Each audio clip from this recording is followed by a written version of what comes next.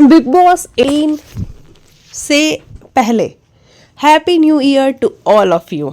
नया साल आप लोगों की ज़िंदगी में ढेर सारी खुशियाँ लेके आए, तरक्की लेके आए और हमारी ज़िंदगी में भी लेके आए, आपकी ज़िंदगी में भी लेके आए। बढ़िया रहिए, मस्त रहिए, स्वस्थ रहिए और ऐसे ही हमारे रिव्यूज़ को देखते रहिए।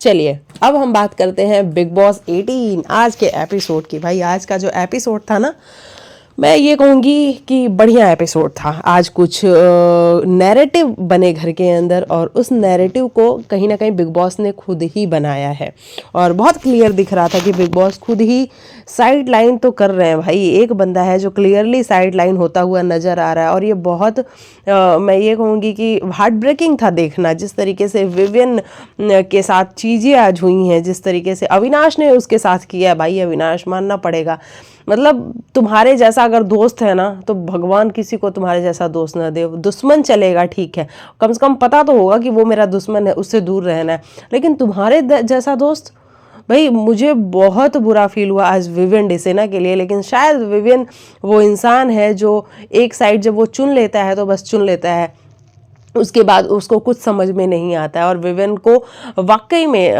कंगना के पूछने के बाद भी कि आप हर्ट हो, उसने क्लियरली बोला कि नहीं मैं हर्ट नहीं हूँ। विवियन की शक्ल बता रही थी कि वो हर्ट है और बहुत ज़्यादा वाला हर्ट है।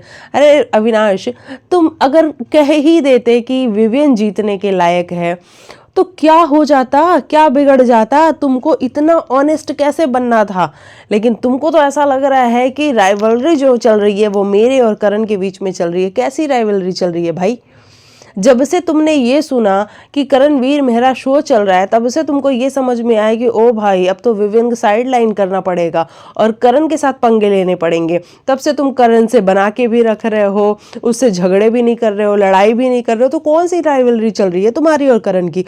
कुछ नहीं चल रही है। जो तुम्हें लग रहा है कि तुम वो घोड़े के ऊपर बैठ के तुम करण को एड़ा बना रहे हो, तुम कोई एड़ा नहीं बना रहे हो करण को। वो तुम्हारे इल्यूजन में है कि तुम उसको एड़ा बना रहे हो, बल्कि करण ही तुमको एड़ा बना रहा है। और करण ने तुमको यहाँ तक इन्फ्लुएंस कर दिया है कि आज तुम ये जाके बोल रहे हो कि करण विनर बनने के लायक है, विवियन नहीं। कौन सी दोस्ती है तुम्हारी विवियन के साथ? इतना कैसे बुरा हो गया विवियन? मुझे आज वाकई में अगर किसी के लिए बुरा लग रहा है तो वो विवियन डिसेना के लिए लग रहा है। नहीं है वो इंसान लड़ने वाला, झगड़ने वाला, नहीं कर सकता वो अपनी बातों को मैनिपुलेट, तो क्या वो विनर बनने के लायक नहीं है? और मेकर्स ने जिस तरीके से हाथ छुड़ाया है ना अपना, वो क्लियरली बता रहा है कि भैया अब तो मेकर्स भी नहीं चाहते हैं कि विवियन जो है वो आगे तक जाए।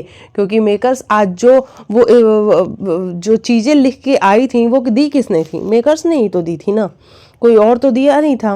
कंगना अपने पास से तो लेके आई नहीं थी, तो या तो वो करण को जाता या तो वो विवियन को जाता। बहुत क्लियर था।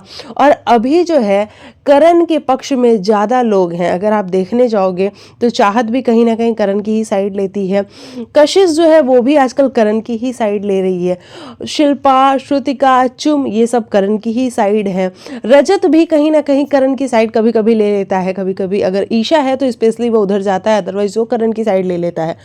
तो इट मीन्स कि मेकर्स को भी ये बात पहले से पता थी कि अगर ये सारी चीज़ें घर के अंदर जाएंगी, ये सारे जो हमने प्लेट्स बना रखे हैं इस पे जो लिख रखा है ये घर के अंदर जाएगा। और जब टॉप 2 हम ही डिसाइड कर रहे हैं, यानी कि मेकर्स ने खुद डिसाइड किया कि हमारे जो लीडिंग मैन हैं वो करण और विवियन हैं, तो ये चीज़ें तो होने ही वाली थी ना।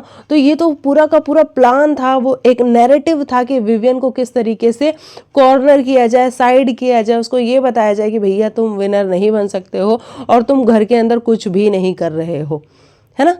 ये सारी चीज़ें बहुत क्लियरली हमें नजर आई। लेकिन अविनाश जो तुमने आज किया है बहुत बुरा किया है। मुझे स्पेशली मैं बताऊँ, मुझे विवियन के लिए बहुत बुरा लगा कि वो इंसान डे 1 से अविनाश के साथ खड़ा रहा है। अविनाश के पास जब कोई भी नहीं था, जब अविनाश बिल्कुल अकेला था, उस टाइम पे विवियन डिसेना लाडला हुआ करता था शो का। और विवियन डिसेना एक नाम बहुत बड़ा था, लोग उससे बात करने में डरते थे, लोग उसके पास जाके उससे बात करना चाहते थे, लेकिन वो किसी को भाव नहीं दे रहा होता था। तब वो विवियन अविनाश के साथ खड़ा हुआ था और वो दिन है और आज का दिन है, उसने अविनाश का साथ नहीं छोड़ा है। यहाँ तक कि अविनाश ने उसको नॉमिनेट तक कर दिया और उसका जो रीज़न दिया वो भी बड़ा बचकान सा रीजन दिया। आज उसने ये भी कहा कि वो विनर बनने के लायक नहीं है, उसके बावजूद भी विवेन डिसेना कह रहा है कि मैं हर्ट नहीं हूँ। हर्ट तो हो विवेन, और बहुत ज़्यादा हर्ट हो। अब मे भी कल आपकी वाइफ आए, वो आपको बताएं, तो मुझे नहीं लगता कि अब विवेन का गेम जो है वो ज़्यादा पलट सकता है, ज़्यादा बदल सकता है।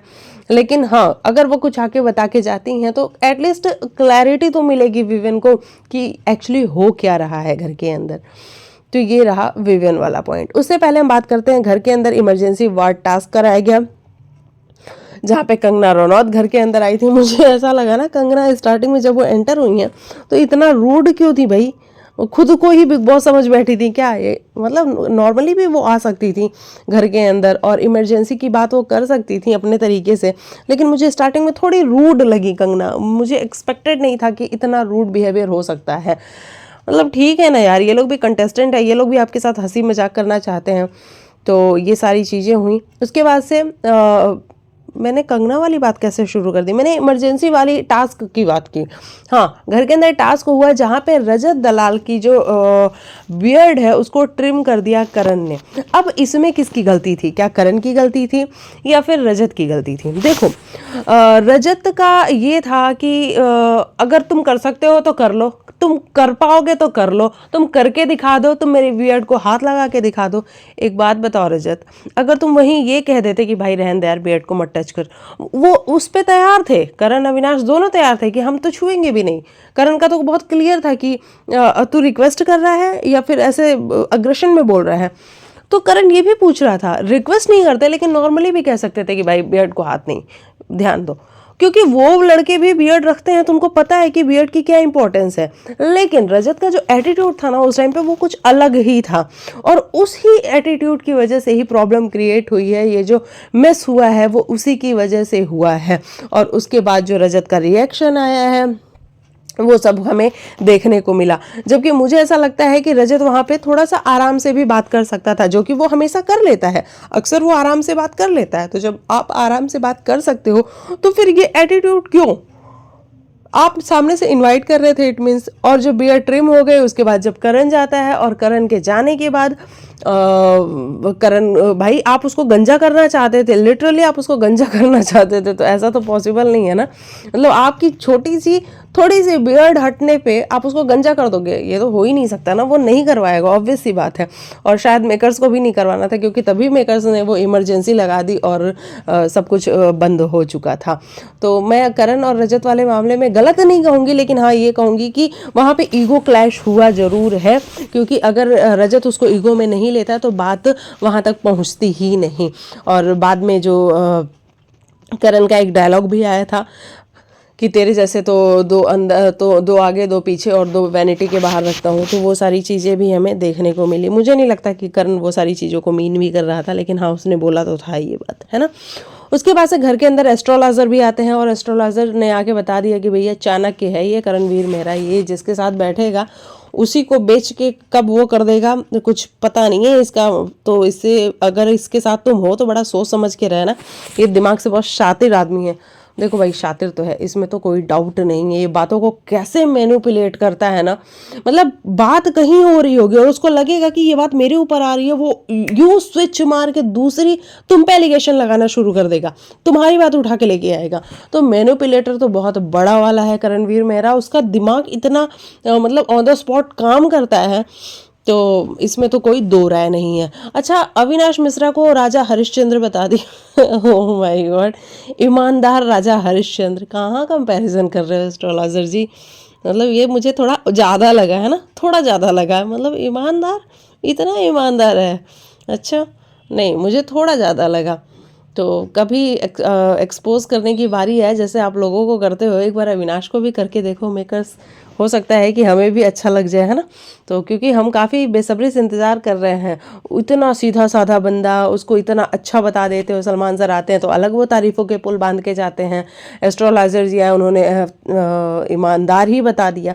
तो ये वाली सारी चीज़ें हमें देखने को मिली। अच्छा, रजत को वहीं पे राक्षस बताया कि भैया ये तो राक्षस प्रवृत्ति का है, और ये गुस्से में तो किसी की नहीं सुनता है, लेकिन थोड़ी ही देर बाद फिर शांत हो जाता है। तो ये सारी चीज़ें तो हमें भी देखो कहीं ना कहीं समझ में आती हैं और पता भी हैं। तो ये था एस्ट्रोलॉजर जी का। उसके बाद हम बात करते हैं कि घर के अंदर आई कंगना रनौत, और कंगना रनौत ने आके घर में इमरजेंसी लगाई और उन्होंने कुछ टास्क कराए। घर की लीडिंग लेडीज कौन है और घर के लीडिंग मैन कौन है? तो ईशा और चुम तो चलो मैं फिर भी मान लेती हूँ, क्योंकि चुम पिछले 5-6 हफ्तों से काफ़ी ज़्यादा एक्टिव हो चुकी है और मुझे बहुत अच्छा लगता है चुम को देख करके। वो जितनी पॉजिटिव है, उससे जितनी पॉजिटिव वाइब आती है, वो जितनी काम एंड कंपोज है, और क्या आंसर करती है आजकल तो भाई पटाखा है चुम। आजकल मुझे बहुत पसंद आती है चुम। लेकिन ईशा कैसे हो गई टॉप 2 और लीडिंग लेडी? क्या किया है ईशा ने इस घर में? आप ही बताओ, कुछ याद आ रहा है आपको कि ऐसा कुछ ईशा ने इंडिविजुअल किया हो? नहीं ना, मुझे भी नहीं याद आ रहा है। तो ईशा ने ऐसा कुछ भी नहीं किया है शो में, सिवाय अविनाश और विवियन के पीछे पीछे रहने के। कुछ भी नहीं किया है। उसका इक्वेशन अविनाश के साथ था, विवियन के साथ था, फिर उसका रजत के साथ भी एक भाई वाला बॉन्ड था। तो वो इन्हीं रिश्तों में, और बिग बॉस का सपोर्ट था बहुत सारा वाला। 6-7 हफ्तों तो बिग बॉस का ऐसा सपोर्ट था कि पूछो ही मत। तो ये बिग बॉस के सपोर्ट के बिना तो हो ही नहीं सकता था, तो है ना। तो ये वाली सारी चीज़ें हमें देखने को मिली। तो लीडिंग लेडी में तो मैं कहीं से कहीं तक नहीं मान सकती कि ईशा है। मैं वहाँ पे शिल्पा जी को एक बारी को देख लूँगी, क्योंकि शिल्पा जी डे 1 से जब से आई हैं घर में, उन्होंने भी बहुत सारा कंट्रीब्यूशन तो दिया ही है। और आजकल शिल्पा जी भी बिल्कुल फायर है ना। जब से उन्होंने अपनी चॉइस एक बना ली है कि करण ही मेरी प्रायोरिटी है, तब से तो वो बिल्कुल फायर है। मतलब विवियन को भी वो कहने में पीछे नहीं हटती हैं कि नहीं विवियन तू नहीं, बल्कि करणवीर मेरा ही मेरी प्रायोरिटी है। तो मैं ये तो मान सकती हूँ। अच्छा, हम टैग की बात कर लेते हैं कि कौन कौन से टैग किस किस के ऊपर लगाए गए, है ना। रजत आते हैं और पूछा जाता है कि दूसरे की सोच से कौन चलता है और कौन अपनी सोच से चलता है। तो रजत चुम को कहते हैं कि वो दूसरे की सोच से चलती है और ईशा अपनी सोच से चलती है। तो देखो, ये तो मैं चुम वाले मामले में मान सकती हूँ कि चुम इन्फ्लुएंस तो होती है वो करण से, कहीं ना कहीं थोड़ा बहुत इन्फ्लुएंस होती है। हालांकि वो घर में फिर भी कई बारी करण को खुद चला रही होती है प्यार से बात करके, लेकिन हाँ, इन्फ्लुएंस वो होती है करण से। ईशा अपनी सोच से चलती है। मुझे लगता है कि ईशा हाँ कभी कभी अपना दिमाग यूज़ करती है, लेकिन आज अगर वो इतना ही अगर अपना दिमाग यूज़ करती है, तो फिर जब उस पर टैग बार बार लग रहे थे, लोग उस पर एलिगेशंस लगा रहे थे, तो अविनाश उसको डिफेंड क्यों कर रहा था? उसको क्यों इस बात का डर लग रहा था कि ईशा इस बात को अपने दिमाग में बैठा लेगी और वो कहीं ना कहीं परेशान हो जाएगी, है ना। तो ये वाली चीज़ भी हमें देखने को मिली। उसके बाद विवियन डिसेना आते हैं और हम्बल पूछा जाता है कि हम्बल कौन है और सुपीरियोरिटी कॉम्प्लेक्स किसके अंदर है। तो वो चुम को हम्बल बोलते हैं। और देखो, यहाँ पे चुम को हम्बल बोलना बनता भी था। वहाँ विवियन होता या फिर कोई भी होता, वो चुम को ही हम्बल बोलता है, क्योंकि चुम जितनी हम्बल है ना, वो हमें भी नज़र आता है। और सुपीरियोरिटी कॉम्प्लेक्स जो है वो ईशा के पास है, और वो देखो बहुत क्लियरली सभी को नज़र आता है, बाहर बैठी जनता को भी नज़र आता है। चाहत आती हैं, और चाहत जेन्युइन कौन है फेक कौन है वो क्लियरली बोलती हैं, भाई ईशा फेक है। ऑब्वियस सी बात है ना कि ईशा के साथ कभी चाहत की बनी नहीं है, और चुम के साथ तो फिर भी ये चाहत की बनती है। कशिश आती हैं। कशिश, एक सेकेंड, मेरे यहाँ देखो न्यू ईयर कितना बढ़िया सेलिब्रेट हो रहा है भाई। पटाखे बाहर ही बज रहे हैं और बहुत तेज वाले पटाखे बज रहे हैं। कशिश आती हैं। कशिश से ये क्वेश्चन पूछा जाता है, अपने आप को लेकर क्लियर कौन है और कौन क्लियर नहीं है। ऑब्वियस सी बात है, कशिश जो है चुम को ही कहती और ईशा नहीं क्लियर है। मतलब आज बहुत सारे नेगेटिव कमेंट्स ईशा की झोली में गिरे हैं। शिल्पा जी आती हैं। चुम विजिबल है और बैकग्राउंड में छुपी हुई है ईशा, ऐसा शिल्पा जी का कहना था। करण दोस्तों के लिए खड़ी होती है ईशा, चुम, और ईशा जो है अपने दोस्तों के लिए नहीं खड़ी होती। ऑब्वियसली नहीं खड़ी होती है भाई, कई बार वो बोल चुकी है कि मैं मेरा गेम खेलने वाली हूँ। तो ये वाली चीज़। श्रुतिका ये गलती माफ़ करके मूव ऑन करती है और ये ग्रजेस पालती है, यानी कि चुम गलती अपनी दूसरों की गलती माफ़ कर देती है और ईशा जो है वो ग्रजेस पालती है, जो कि बड़ा विजिबल है। और देखो, ये जो सारे टैग्स थे ना कहीं मेकर्स को पता था कि ये ईशा के लिए ही है। और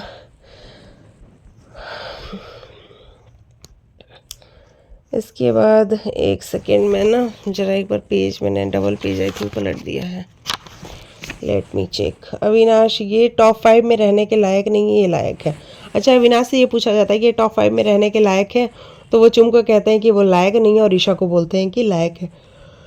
लेकिन बहुत सारे जो पॉजिटिव कमेंट्स थे वो चुम के लिए थे, तो इसीलिए जो लीडिंग लेडी है वो चुम बनती है, ईशा नहीं। फिर करणवीर मेहरा और विवेन डिसेना आते हैं और उनको जो ये सारे टैग्स हैं, यार देखो रात बहुत ज़्यादा हो चुकी है तो इसलिए मुझे नींद आ रही है।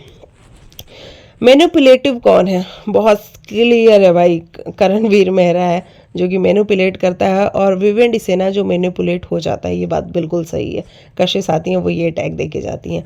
अविनाश मिश्रा आते हैं, विनर के लायक कौन है? यहीं से तो सारी कहानी शुरू होती है। वो कहते हैं विवेन विनर के लायक नहीं है, करणवीर मेहरा विनर के लायक है। अरे अविनाश, कौन सी दोस्ती है तुम्हारी? तुम अपनी दोस्ती के लिए ही एक बार कह देते कि विवेन लायक है, क्या जाता था तुम्हारा आज। ठीक है। श्रुतिका आती हैं, इंडिपेंडेंट कौन खेलता है और किसको सहारे की ज़रूरत है? वो करणवीर को कहती हैं कि इंडिपेंडेंट खेलता है और विवेन जो है वो सहारों पे चल रहा है लोगों के, यानी कि अपने दोस्तों के।